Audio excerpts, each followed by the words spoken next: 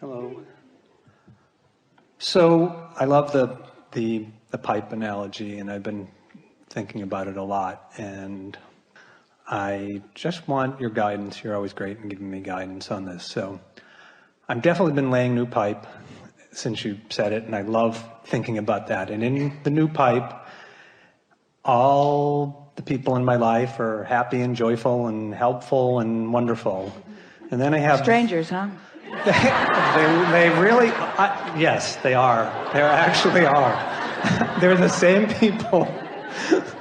And then I have these old pipes, and what I realized I would really just like... You're always good at guiding me, is the old pipes are reliable. They don't break down. I've relied on them for 30, 40, 50 years. Well, let's be clear. Some of those old pipes are leading to all kinds of things that you want. So let's talk about, rather than old pipes and new pipes, let's talk about good feeling paths and not such good feeling paths. So the reliable, that's good feeling. So what are you getting at here? I guess what I keep thinking is, like, I can focus on the new pipes and feel really great, but I worry that if I don't pay attention to the old, this is what I find myself doing. I feel like I'm looking back at the old pipes and saying, like, you're okay, like you're not going to suddenly blow up in my face and leak all over my life, when if I could just focus on those new pipes, it feels so great. How'd we get there? How'd we get there? That's really what it feels like. So there are paths of least resistance, and the paths of least resistance are the same thing as the path of most allowance. And so we're talking about allowing, not resisting, whatever we're giving our attention to. So we can be allowing things we want, or we can be allowing things we don't want. We can be resisting things we want. We could be resisting things we don't want. So is resisting things we don't want the same as allowing things we do want? Well, think about it. It's a trick question. If what we don't want is all clogged up and what we do want is all open, then are we allowing what we do want while we are disallowing what we don't want? Now, you've been good students, and we've said you can't push against what you don't want, and so that's why you so quickly gave a formerly correct answer. But we're making it all so complicated. As you stand now, you don't have to worry about whether it's an old pipe or a new pipe. You don't have to figure any of that out. You don't have to figure out if it's in the vortex. You don't have to figure out if it's upstream or downstream. You don't have to figure, all you have to figure out is, how does this thought feel? And if this thought doesn't feel good, then you've got 17 seconds to change the subject. And if you've caught yourself early, you can easily do it in 17 seconds. It's like Esther loved the first time that she and Jerry came to San Francisco. It's the first time she saw those streets, those ridiculous streets. So imagine your car at the top of the hill, and you just nudge it a little and it starts to move forward, and you're wise enough to know what's going to happen, so you step out in front of it and you stop the momentum before it gets out of hand. But imagine if you were at the bottom of the hill waiting to stop that momentum. So this is the same sort of thing. If you stop the momentum before it gets going, or better said, don't encourage the momentum, change your direction. Now, back to you. What are you talking about? Well, I don't want to be specifics, because I like when you say go general. So what I'll say is, so there is an email in my inbox that feels bad. And I feel like if I don't pay attention to it, something bad could happen, but I don't want to pay attention to it because it doesn't feel good. All right, so it feels like one of those clogged pipes. Now we need another story. So you've been listening to us for a while and hearing us talk about the emotional scale, where you feel elation, clarity, love, appreciation, all the way down to despair, grief, disempowerment, and all those in between that we've talked about endlessly over time.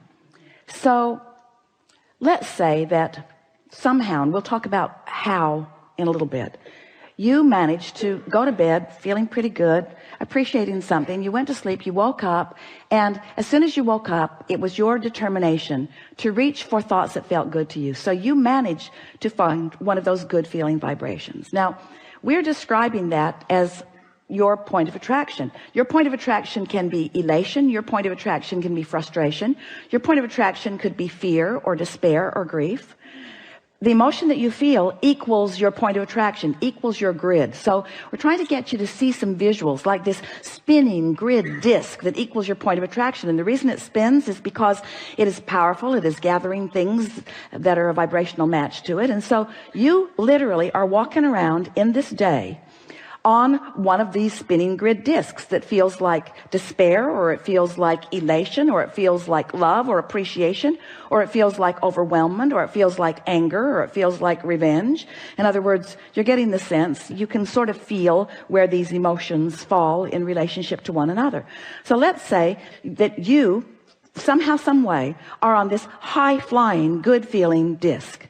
Well, that's the time that you want to give your attention to laying new pipes about subjects that have formerly been not such good feeling relationships. So something will happen. Esther got an email like that yesterday, but she was flying high when she got it. And she thought, I'm so glad I'm flying high when I've got this, because I don't feel terrible about it. I feel like I need to tend to it. I feel like it deserves a reply, but it didn't feel overwhelming to her. It didn't feel like something terrible had happened. It didn't feel like it was the end of the world. It didn't feel like that exact email would have felt under other emotional conditions, you see. So what we're really wanting you to do is not worry too much about your pipes and not worry too much about anything except getting on that high-flying disc, doing whatever it takes to get there first. You've heard us, if you've been listening to us for a while, we were saying that, so you're sifting through contrast and you're launching these rockets and they're vibrationally preceding you. So you've created these vortices that haven't manifested yet. They're vibrational versions of what you've been thinking about. So we want you to realize that when you launch a rocket, that the source within you rides that rocket, and that vortex is really pure positive energy, that high-flying vortex that you want to be a vibrational match to. But we want you to also realize that whatever disc you're choosing has attraction power, and that attraction power is going to bring to you whatever matches how you feel. In other words, sometimes you just got to admit you're on the ornery disc. And when you're on the ornery disc, ornery people from family, from friends, strangers, in other words, there's no discrimination. They come from everywhere to rendezvous with you, because law of attraction says you get what you think about, whether you want it or not. That what you are putting out there vibrationally is coming back to you. Not later, now. Not later, now. So is it going to manifest instantly? Well, it depends on how well you've laid that pipe. It depends upon how much movement is moving through that pipe. It depends on how well you've practiced that pipe. So you get the email and you feel bad. That's not the time to tend to it. Yep. When you're angry, that's not the time to talk to your kids. When you're upset about something, that's not the time to add more attention to it, because the more attention you add to it opens a wider path of least resistance and makes you a rendezvouser with things that are a vibrational match to that. So if we were standing in your physical shoes, we would whittle this philosophy down to 2 deliberate points of attention and therefore action or behavior. We would care about our pipes, and we would be aware of our emotions. So we'd let the not good feeling ones just close up from lack of attention, and we'd let the really good feeling ones just get wider and wider with more and more specific detail that delights us. And we would be aware of our relationship on these spinning grids, and that would be our dominant intention. I'm going to get on the high-flying disc. I'm going to get on the high-flying disc. And here's the part that we so much want you to hear. If you should find yourself not on a high-flying disc, that's not the time to try to claw your way up. It really isn't.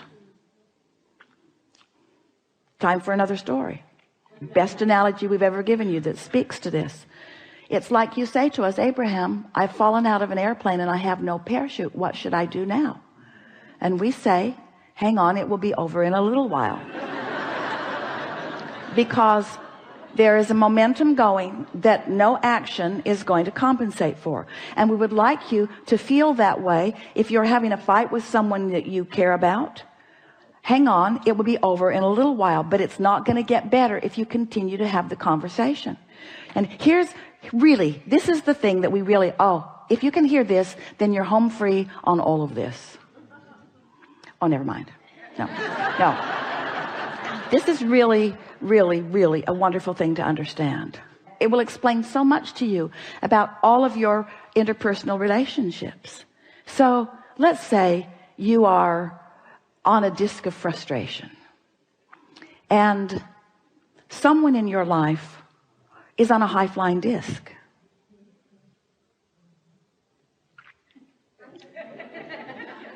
And you have something you think they should know.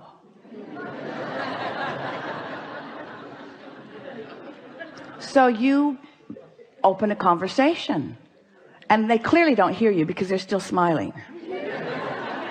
They're not hearing you. And so one of two things has to happen.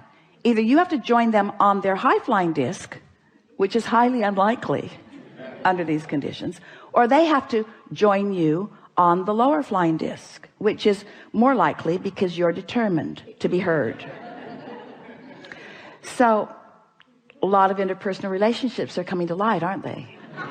Because you want to be heard. And this is the thing, if we can soothe this with you. Esther said, it was such a epiphany for her that we don't have a language barrier here. It's not a cultural barrier. It's a vibrational barrier. And she's not always claiming to be the one on the high-flying disc. In other words, if you're on a high-flying disc, don't try to explain that stuff to somebody who isn't. They're not going to hear you. And if you're on a lower-flying disc, don't try to explain anything to anybody ever anyway. Do you know that you could get 90 or more % of your life back if you just stopped trying to communicate those impossible things? Because when you've let law of attraction match you up, you get each other. You're exchanging glances. Your movements are saying it to each other. You're having the same thought at the same moment. You really get it with each other. But if you're not, then don't waste your time or theirs by trying to communicate. Instead, let all of your effort, and we use that word sparingly, be about focusing onto the high-flying disc. So, in short, we don't want to talk so much about the content of the email. We only want to talk about your state of mind when you read it. Because you can't control what people send you in emails, but you can control what disc you're on before you turn your computer on. You can control that. And everything then comes from that, doesn't it? Is this helpful? Helpful? My computer works better when I'm on a high-flying disc, too. Yeah, everything does, especially electronic things. Yes. Especially electronic things. Yeah. Esther lives in an electrical house. Oh my, it has been a rough ride. It's all smoothed out now, but for a while, we won't even talk about it. 13, 12, 11, 10, 9. Enough? Yeah, that was great.